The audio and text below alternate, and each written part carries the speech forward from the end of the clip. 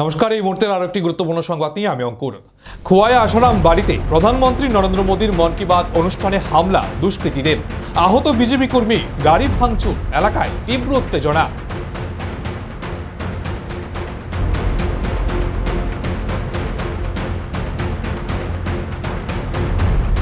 আমাদের সাথে রয়েছে সাংসদ রাজীব ভট্টাচার্য।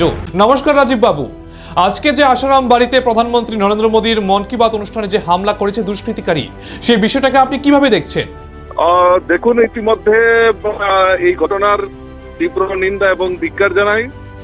আসামিদের অবিলম্বে গ্রেপ্তার করা এবং তাদের সুযোগ্য শাস্তির ব্যবস্থা ইতিমধ্যেই করার জন্য আমরা দাবি রেখেছি। মাননীয় মুখ্যমন্ত্রীর সঙ্গে আমার কথা হয়েছে, মাননীয় মুখ্যমন্ত্রীর গোচরেও বিষয়টা নেওয়া হয়েছে, উনিও সেটা বিষয়টা নিয়ে চিন্তা ভাবনা করবেন।